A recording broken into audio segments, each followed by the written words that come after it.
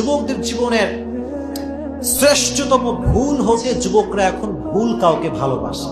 যুবকরা এখন ভুল মানুষের প্রেমে পড়ে। প্রেমে পড়া দরকার একজনের, তিনি কে? যুবক প্রেমে পড়ে সুন্দরী মেয়ের, টিকটকার মেয়ের, যেই মেয়ের না আছে চরিত্র, না আছে ক্যারেক্টার, না আছে নামাজ, না আছে কালাম। যুবক তার জন্য দিন রাত 24 ঘন্টা নষ্ট করে দিয়েছিল। এখন ঠিক কিনা? অবাক করা বিষয় এটা।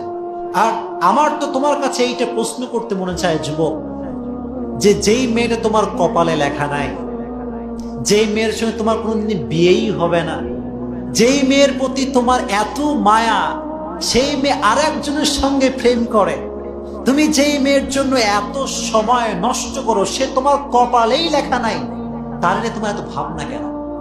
হ্যাঁ, তার নিয়ে তোমার এত কল্পনা কেন? সারাটা দিন মোবাইলে তার ছবি দেখে। কিরে ক্যা হুয়া?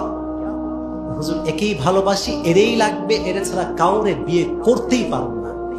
এরকম যুবক আছে না নাই?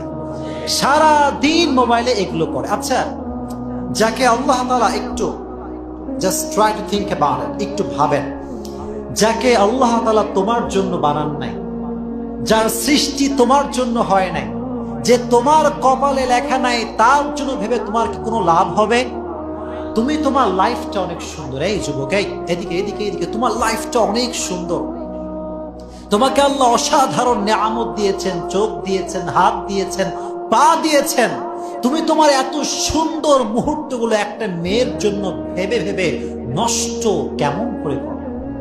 Doesn't make any sense, doesn't make any sense. মাথায় কি হুঁশ বুদ্ধি কিছু নাই?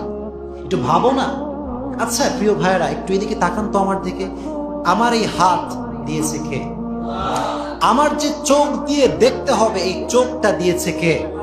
আমাকে আদর সোহাগ করবার জন্য আব্বা আম্মা দরকার, দিয়েছে কে? আমার সময় কাটাবার জন্য মোবাইল দরকার, দিয়েছে কে? আমার খাওয়ার জন্য রিজিক দরকার, দিয়েছে কে?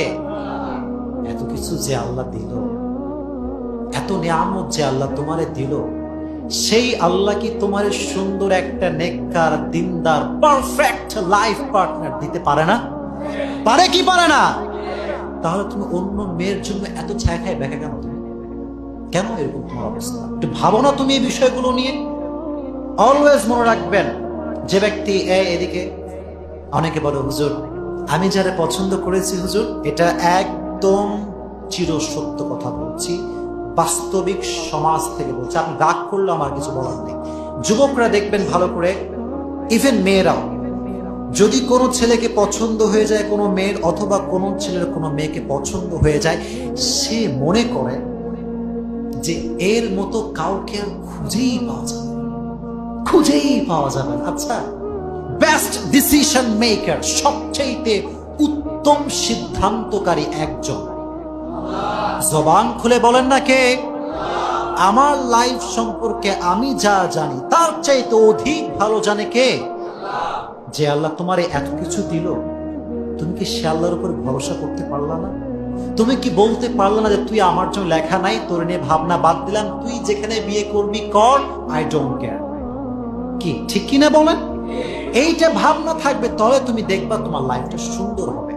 আর একটা হাদিস শোনাই সবাইকে, যে ব্যক্তি আল্লাহর জন্য কিছু ভুলে যায়, খুব মনোযোগ দিয়ে শুনবেন, সবার জন্য আজীবন কাজে দিবে। যে ব্যক্তি আল্লাহর জন্য কিছু ভুলে যায়, যে ব্যক্তি আল্লাহর জন্য কিছু ছেড়ে দেয়, যে ব্যক্তি আল্লাহর জন্য কোনো কিছুকে স্যাক্রিফাইস করে, আল্লাহ তার জন্য তার চাইতে অধিক উত্তম জিনিস তাকে দান করে।